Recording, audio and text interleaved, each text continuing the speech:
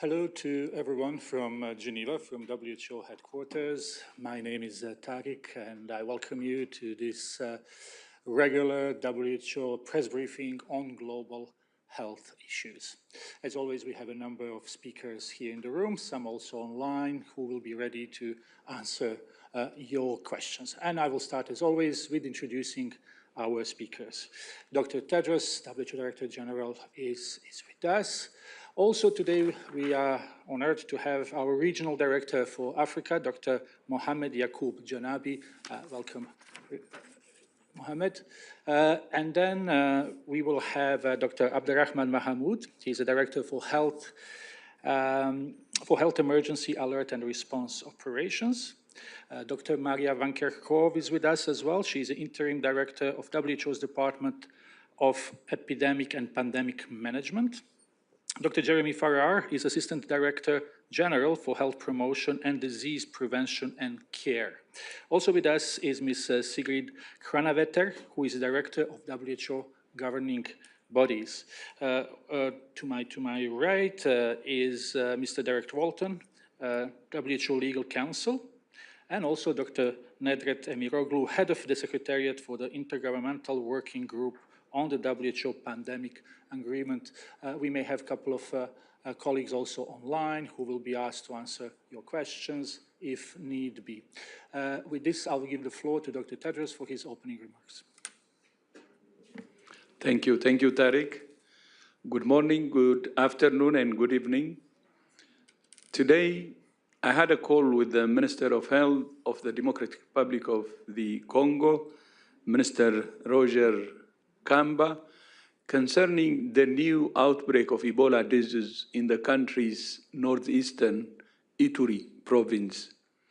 Currently, WHO is aware that 13 cases of Ebola have been confirmed by INRB in Kinshasa, and on the 5th of May, WHO received a signal of suspected cases and sent a team to Ituri to support DRC health officials in their investigation of the outbreak and collect samples in the field, which initially tested negative for Ebola. Samples were subsequently sent to INRB, which yesterday confirmed some as positive for Ebola. This is the 17th recorded Ebola outbreak in DRC since the virus was first identified in 1976. DRC has a strong track record in Ebola response and control. I have also assured the Minister of our full support. The World Health Organization's representative to DRC and other WHO experts are in Ituri and working side by side with DRC health authorities to respond to and contain the outbreak. Additional WHO experts in risk communication and community engagement, infection prevention and control, clinical care and logistics will join the WHO team already on the ground in coming days. We have deployed medical supplies and protective equipment for infection prevention and control to Bunia, the Ituri provincial capital. Today, I have released $500,000 from WHO's contingency fund for emergencies to immediately support the response. Priority actions include risk communication and community engagement, strengthening disease surveillance, active case finding and contact tracing, infection prevention and control in health facilities, expanding access to safe clinical care, and increasing laboratory testing capacity. WHO will continue working to support the Democratic Republic of the Congo to bring this Ebola outbreak under control, and will deploy resources and work with and mobilize partners across the region to contain its spread and care for those affected. The outbreak is a reminder of the persistent threat to human health of disease outbreaks and the importance of cooperation and solidarity to continually strengthen global health security. The response to the Hantavirus outbreak is a recent prime example of what can happen when the world comes together to confront a disease threat. Yesterday, I wrote again to the people of Tenerife to thank them for the solidarity they showed to the passengers and crew of the MV Hondius affected by the Hantavirus outbreak. WHO worked together with approximately 30 governments, the ship's captain, crew, and passengers, the cruise ship operator, and crucially, the people of Tenerife to manage this crisis. This show of support from Tenerife will not be forgotten. Today, I hope the rest of the world is inspired by the spirit of the Tenerife and Spanish people. At a time of great division, tension, and uncertainty, we must respond jointly to common challenges that our global community faces in the spirit of cooperation. For as we at WHO always say, solidarity is the best immunity. I'm pleased to report that the operation to transfer the ship's passengers from Tenerife has been successfully completed, with more than 120 people now being cared for in their home countries or quarantined in host countries en route to their final destination. Captain Jan Dobrogowski and his 26-member crew are still on board the MV Hondius and expected to dock in the Netherlands on Monday. I remain in regular contact with Captain Jan and again salute him and his crew for their dedication to their passengers and each other. He has informed me that there are still no symptomatic persons on board as of today. WHO repeats that the risk from this event to the global population is low, and we will continue to issue updates as needed. As of today, a total of 10 cases, including 3 deaths, have been reported to WHO, including 8 people who were laboratory confirmed for Andes virus infection and 2 probable. There have been no further deaths reported since the 2nd of May. Because of the long incubation period of up to 6 weeks, more cases may be reported in coming days as passengers return to their countries where they are being quarantined and tested in specialized facilities or at home. This does not mean the outbreak is expanding. It shows that the control measures are working, that laboratory testing is ongoing, and that people are being cared for with support from their governments. It's incredible to think that it was less than 2 weeks ago, on the 2nd of May, that WHO was first notified by the United Kingdom through channels established under the international health regulations of an unknown respiratory disease on board the ship. WHO immediately convened affected countries, shared information with all member states, worked with the government in Cabo Verde, Spain, the Netherlands, and beyond to coordinate the medical evacuation of sick patients and repatriation of passengers and crew. WHO rapidly developed and shared technical guidance for the disembarkation of the people on board and their repatriation home for quarantine and follow-up. WHO continues to coordinate the global response, and our work is not finished. Our current priorities are to continue actively following up on the status of confirmed and suspected cases, to continue to better understand the epidemiology of Andes hantavirus, including how this outbreak began and spread, and to foster scientific collaboration for optimal clinical care of patients infected with this virus. In addition, we're working with more than 20 countries to coordinate studies to better understand the natural history of the disease.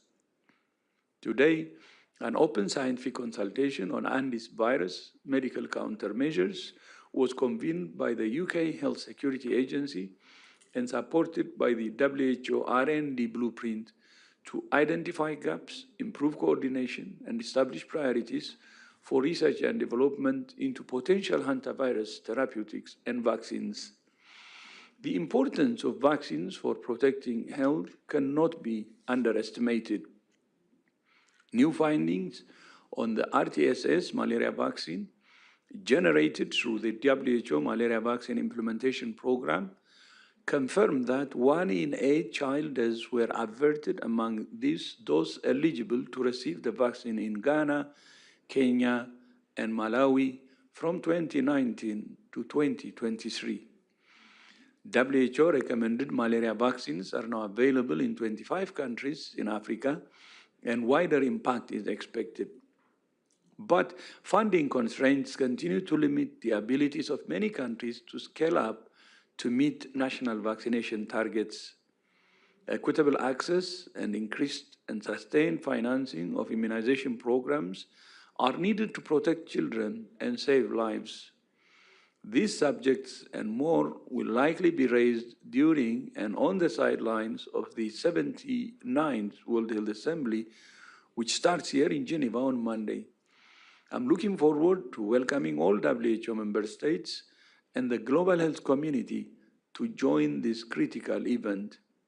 We will come together to take stock of the state of global health and find ways to deliver on our goal of achieving the highest level of health not for some, not most, but for all people on the planet. Put simply, to achieve health for all. Thank you, and Tariq, back to you. Thank you very much, Dr. Tedros. We will now start with our session of questions and answers, and we already have a number of journalists who are ready to do so.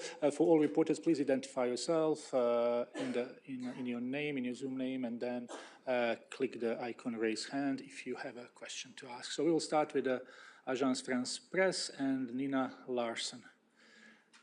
Nina, please come in. Yes, hi, can you hear me? Very well. Yeah, thanks.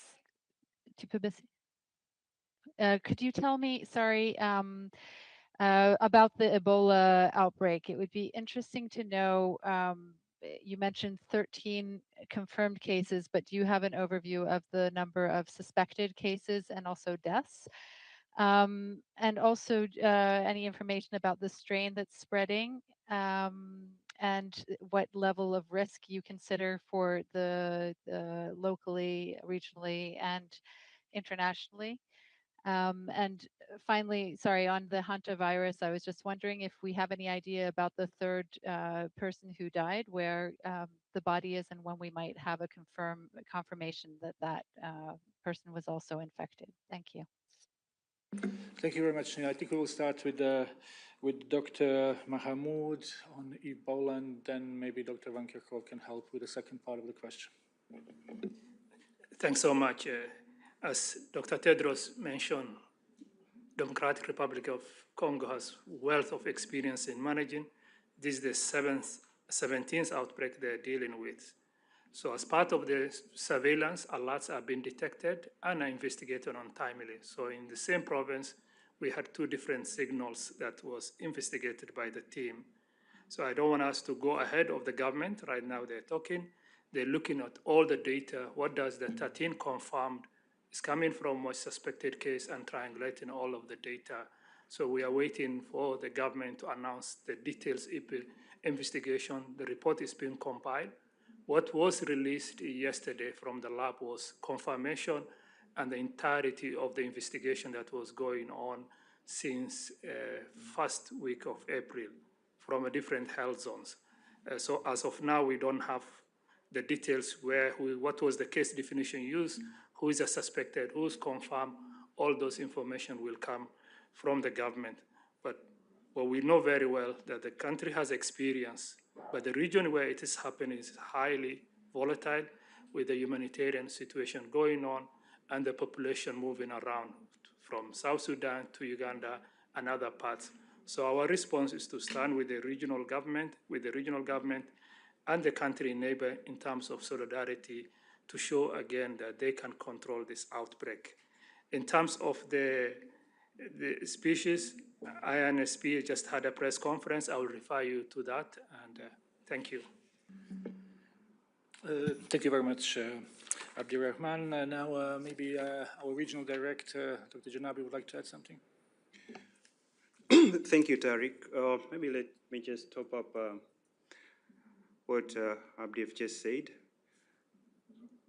DRC has got a lot of experience. If we all remember last year in August, when we had it in Bulape, which is a 5 days drive from Kinshasa.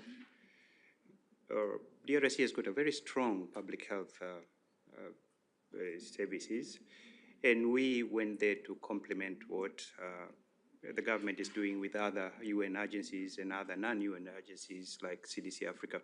But I want to emphasize it's important to understand the geography this time. Ituri is 1,700 kilometers from Kinshasa. So underscoring the operational complexity of responding rapidly in such a remote and highly mobile settings. So Ituri prevent that challenging environment, and there are some security concerns which can sometimes limit some areas to be reached. Population movement is linked to mining, and cross-border trade accelerates the speed. So it's a very densely populated area, and this naturally increases the transmission rate. So we are dealing with two different environments comparing to. So at the same time, logistic constraints and the need to build that sustained community trust make the response even very urgent, needed. So I wanted to top up on that. Thank you very much, Dr. Janabi. Maybe we go to the second part of the question with Dr. Van Kerkhove. Yeah, thanks very much for the question. So the question was about the death, the third death reported in the Hantavirus outbreak on the ship. This was an older woman who did die on board on the 2nd of May.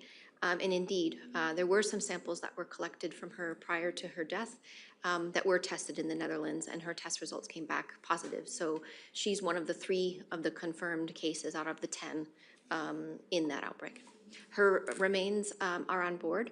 And as we've said before, we're working with the ship for the appropriate, proper care of her remains, and of course to get those remains back to her loved ones. So that will be something that will be in process, but I won't answer any more about that here. Thank you very much. We have a number of raised hands, so I would really ask journalists to stick to one question. We go to start to Andrew Joseph. Andrew, please unmute yourself and go ahead. Hi there. Thanks very much. I have a question on Ebola vaccines, please. I know the strain still needs to be confirmed, but just is there a supply of human doses of some of the experimental vaccines for whether it's Sudan or Bundibugyo, which I may have just mispronounced? And also, are there any data that the licensed vaccines offer any cross protection across strains? Thank you. Thank you, Andrew. Thank you. Yes, as you rightly said, different Ebola strains have different. We have an approved vaccine for Ebola. We have vaccine candidate for Sudan, and we are not aware of any vaccine ready for clinical trial as WHO. We reached out through our R&D blueprint to accelerate the timeline of the availability of vaccines, research use. We have protocol ready. We worked very closely with INSP and NRP to start therapeutic and vaccine research as they become available. So our work going on, the groundwork is ready. Our R&D blueprint is working with all partners to see the availability if it is confirmed to be Bundi. Thanks, and to supplement this, so as Abdi has said, there's a lot that's ongoing to determine the strain. So in addition to what he said of working with the R&D blueprint and the protocols, we also have vaccines that can be pre-positioned. DRC has experience with working with vaccines before, so as this outbreak unfolds, as more information becomes available, we are ready to provide those through mechanisms that already exist. Should it turn out to be a strain that can be a vaccine, where a vaccine can be used. Thank you. Dr. Janabi, would you like to add something? Yeah. Just to top it up, vaccine is only one of the measures. Here, I think we need to intensify surveillance, contact tracing, infection prevention and control, and safe and dignified barriers where it will be, and community engagement. So on top of vaccine, these are the things WHO is actively on the ground doing it. Thank you, all 3 of you. The next question goes to ABC. We have Dragana Jovanovic. Dragana? can you unmute, please?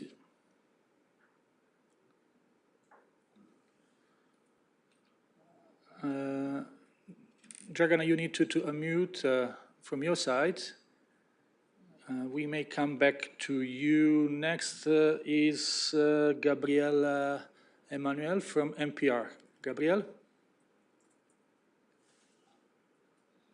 Hi, yes, thank you so much for doing this. I wanted to better understand what the current thinking is in terms of transmission of the hantavirus and whether close prolonged contact is truly necessary, or does it seem to spread in some cases where there's not actually that close contact? Thank you. Thank you, Gabrielle. Dr. Van Kerkhove. Yeah, thanks very much for this question. So we've been getting this question a lot, and it's good to keep asking because in this situation where obviously we're learning a lot about the outbreak that's been happening on the ship, there is quite a bit of experience with hantaviruses in general, and these are typically viruses that are in rodents that spill over into humans. We do know that the Andes virus, which is responsible for this outbreak that we have on the ship, can transmit between people. There is some evidence, certainly in the outbreak that we have right now, of human-to-human transmission. I do want to remind everyone that our general risk for the global public is low. I do want to continue to put that into context, especially when we talk about different types of outbreaks and different types of viruses in this press conference. But in the current situation that we have now, we do know our working hypothesis is that the outbreak began with infection prior to the disembarkment of the ship, perhaps based on some activities of the first or the second case prior to boarding. And we do know that there might be human-to-human transmission on board, particularly between a husband and wife, between the ship's doctor and a patient.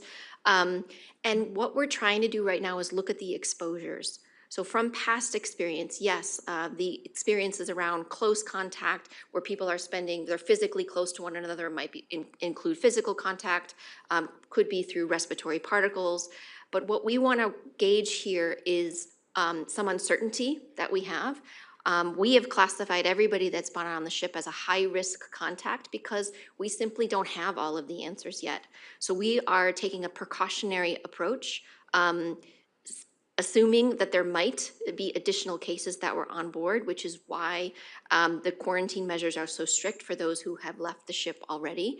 But I think what I want to do to answer your question is that we're learning. And when we learn more, we will update you as possible. So I could tell you what our typical experience has been. There has been another outbreak of Andes virus involving a birthday party, and there has been more casual contact where infection may have occurred.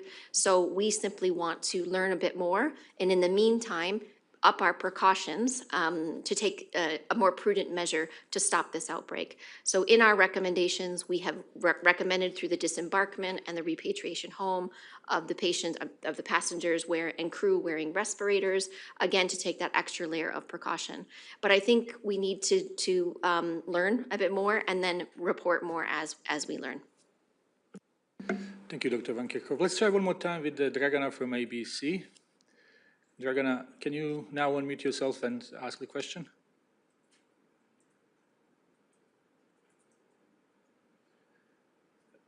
Well, it seems, okay, let's try. Dragana, can you hear us? I do hear it. Do you hear me? Well, there's an echo, but let's try.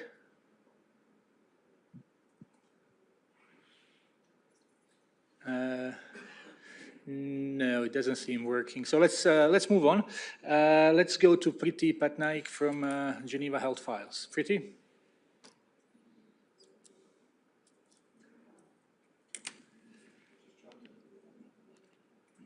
Just a second. We are trying to adjust. Priti, can you hear us? No. Should we go to the next one, Chris? Okay, next one in line is Hannah from Canada Press. Hannah, can you hear us? Yes, can you hear me? Hi, Hannah. Yes, we can hear you. Hi, good morning. My name is Hannah Alberga from the Canadian Press. My question will touch on low-risk contacts with respect to hantavirus. So yesterday, Canada's top doctor said there were 26 cases here of who the European public health officials had classified as no risk, but Canada is deeming them as low risk. And some of these people are being advised to quarantine for 45 days. What do you make of the inconsistent assessment, given what we know from COVID about sort of guidance being inconsistent, potentially breeding mistrust?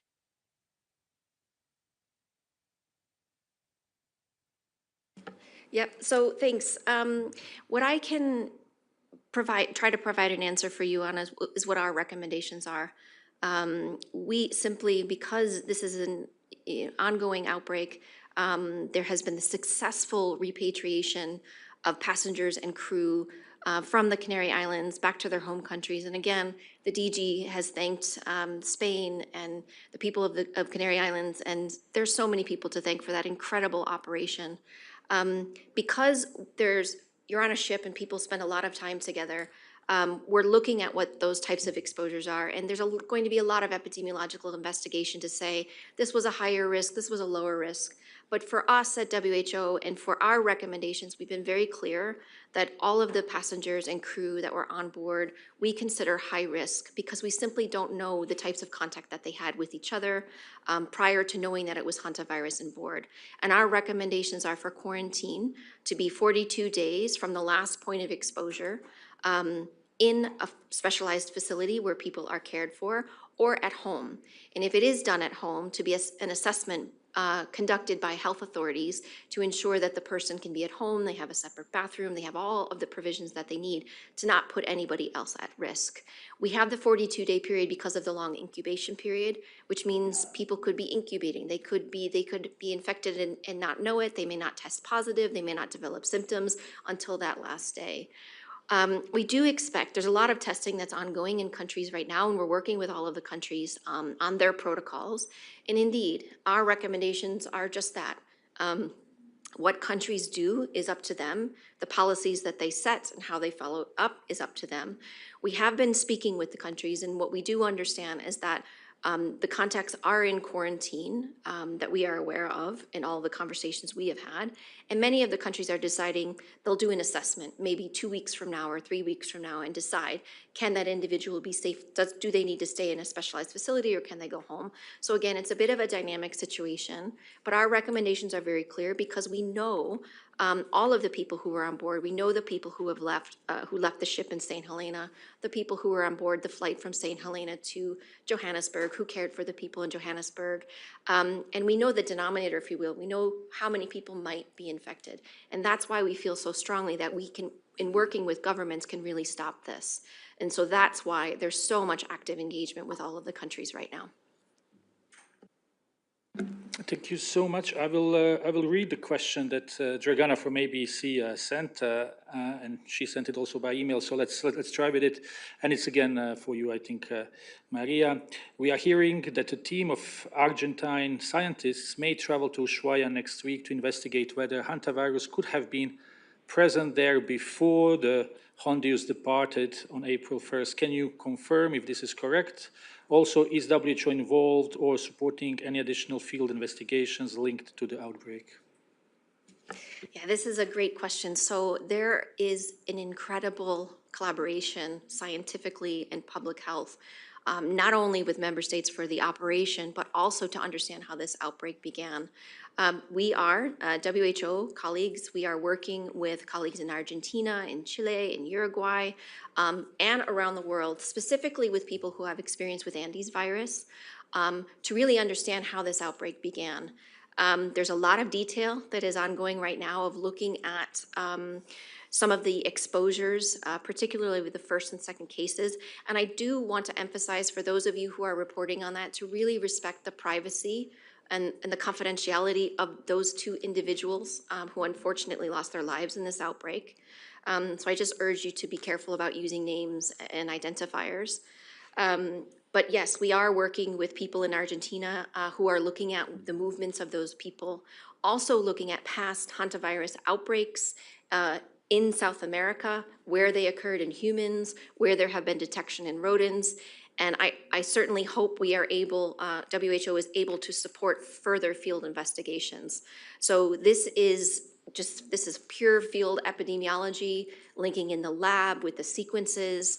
And we actually hope to be able to report on that very, very soon because it's quite an active outbreak investigation ongoing that's happening right now.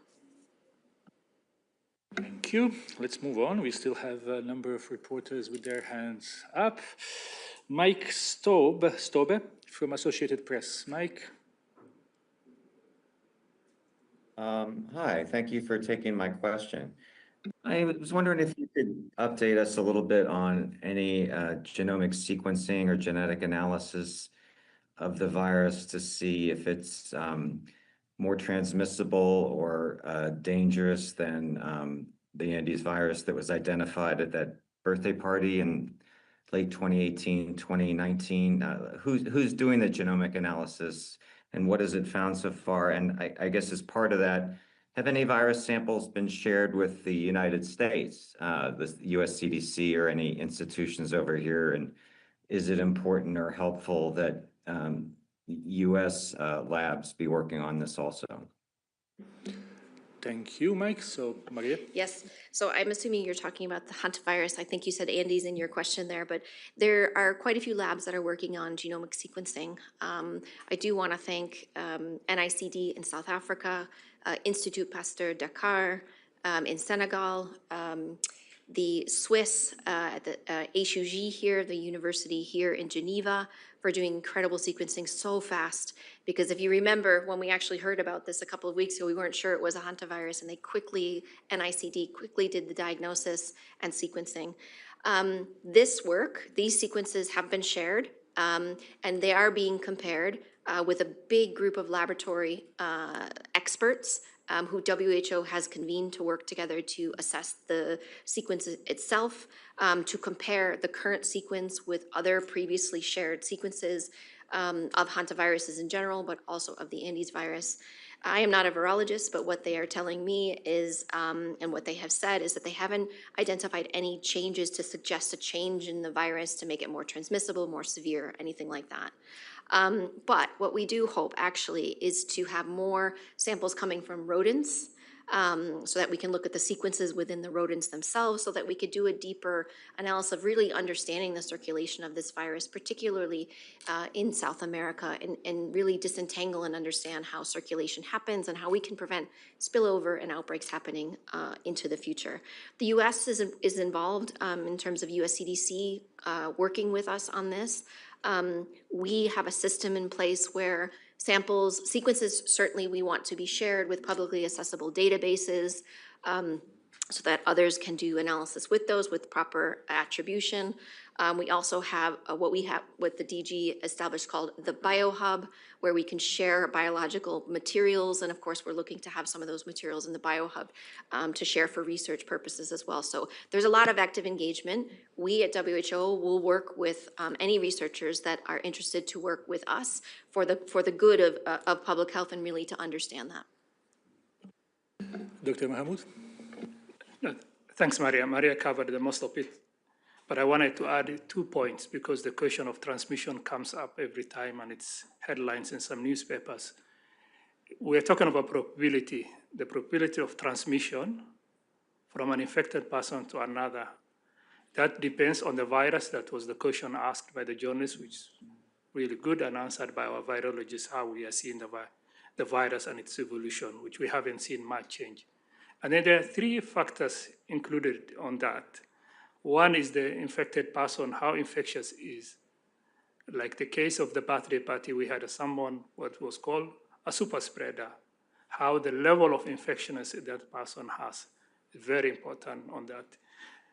Second is the environment that it's happening. In a crowded birthday party or in a cabin, it has an impact.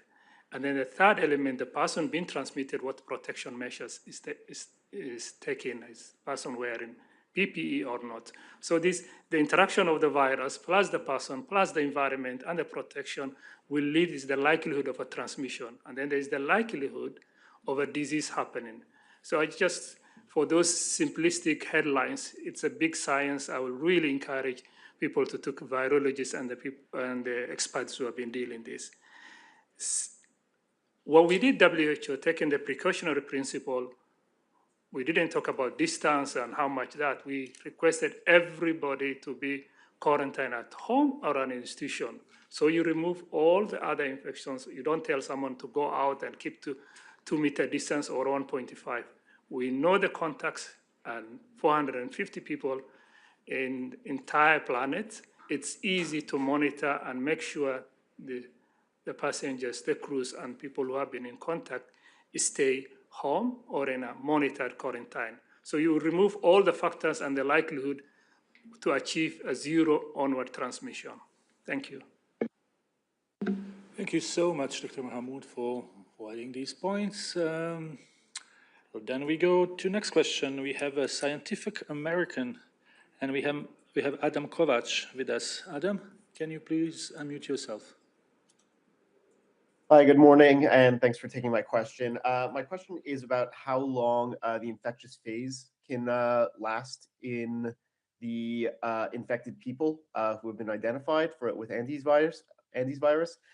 Do we know how long the infectious phase will last and how long the virus can stay detectable in the body? I'm sure you might be aware there's a case study that's going around right now that indicating that the virus was still detectable in one patient 6 years after the original infection, and I'm just wondering if that's normal or if that's some kind of outlier. Yeah, thanks very much. So actually, one of the things we're trying to do right now through our R&D blueprint is set up what we call a natural history study. There's a protocol that has been developed in collaboration with pretty incredible scientists from many different countries to look exactly at that question. So far, about 20 countries that have repatriated passengers and crew have signaled an interest to work with us on this. And essentially what this protocol will do, this study will do, is to look at serial sampling, regular sampling of individuals who are in quarantine to look at, one, are they infected, but two, are they infectious? Just because someone has an infection detected, it could be detected through serology, which might mean an indication of a past infection, but this is exactly the type of thing we would like to get a better handle on. So there is some evidence in the literature that's out there. It's very limited because while, of course, we have seen thousands of hantavirus infections. Most of those are different hantaviruses and they spill over from rodents into humans, but we've had very few clusters of Andes virus.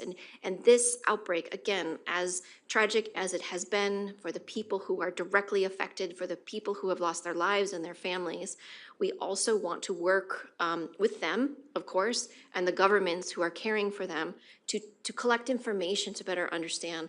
This is part of what we do here at WHO and through our R&D blueprint to be able to collect this type of information. And yes, we are aware of the study looking at positivity in semen. So part of this natural history study will actually look at this. So again, the story of this outbreak, I think will be studied for years and years. Because it is such a unique situation where we've had the entrance onto a ship, we've had an enclosed setting where people spend long periods of time together. Doesn't mean everybody has the same type of risk, but for operational purposes, we are taking the most precautions as we can. So we hope to have better answers to that as the scientists continue to work together and public health officials continue to work together. And Dr. Mahmoud, please. No, Maria has covered it. If the question was about the RNA detections, once someone recovers, we see RNA in the samples collected, and that can last depending on the study durations. As Maria said, there's a study going on, and we want to understand. But there's a difference between RNA detection and the infectiousness of that. It will be answered. There's a lot we don't know, and it's an evolving. This is the second large outbreak we had of Andes. But I just wanted to differentiate between RNA detections and the infectiousness of the person. Thank you so much, Dr. Mahmoud, Dr. Van Kerkhove. I think we can go for two final questions. Priti, hopefully, is back. Priti Patnaik, Geneva Health Files. Priti. Hi, good afternoon. Thank you for taking my question. I just wanted to know, maybe I missed it because I was not here intermittently, but under what circumstances will the IHR Emergency Committee be convened, or has it already been convened, with respect to the hantavirus situation, and whether the Shepherd will also be discussing the hantavirus? Thank you so much. If we understood, the question is if and when IHR committee will convene. Who would like to take that one? Abdirahman? I can start and then Maria can supplement. There's a process where the DG triggers IHR emergency committee. Currently, we have not reached that threshold. It's a disease we have known. Of course, there's a lot we don't know about it. And from our risk assessment, as we said, global is low, and the interventions done by the government of all the contacts, we anticipate not to call emergency committee for that. If there's a change, if there's samples collected and the person being followed, we see a new change in the virus, of course, DG will be the first person to convene. But our current understanding of the epidemiology, clinical, and environment does not show us we need an emergency committee to advise whether this is a fake or not. Yes, we've been updating the SHEPA. Last month, we gave them an update on the ongoing. Yesterday, we had our internal oversight committee. We gave them also, so all the governance bodies are informed. We've been informing our member states on the situation and what we have done so far.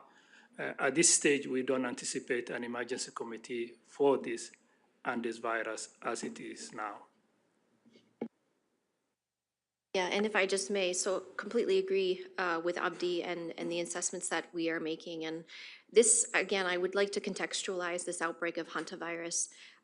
We have a situation where we have an enclosed setting now with this ship. Now, what we are trying to do is very thorough contact tracing for anyone who came in contact with that ship, particularly anybody who disembarked in St. Helena, anybody who traveled from St. Helena to South Africa, anyone who came in contact with patients in South Africa, and to really make sure that we understand how many people were potentially exposed. This is very different than COVID. It's very different than influenza. And so these critical actions that are taking place are in an effort to further contain it. Now, as we've said that these individuals have been repatriated home, they're in quarantine, there's a lot of laboratory testing that's happening right now, and the incubation period is long. We may report additional cases, but that doesn't necessarily mean that the outbreak is expanding. It actually means that the people who are in quarantine are being tested. They're being cared for. And so we need to be careful with our communication as well to explain what is happening. There's a lot of attention to this and we completely understand.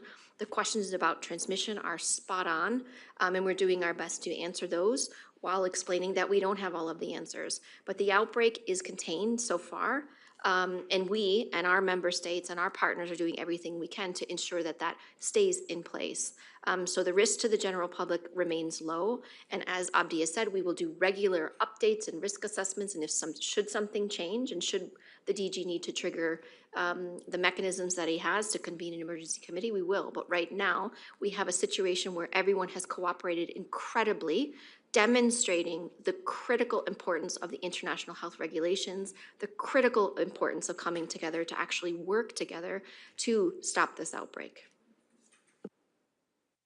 Thank you very much. So we'll take one last question. That's Albert Otti from DPA. Albert?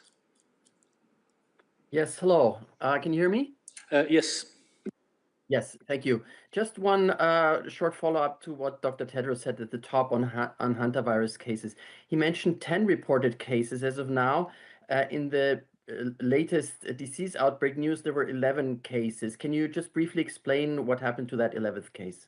Thank you.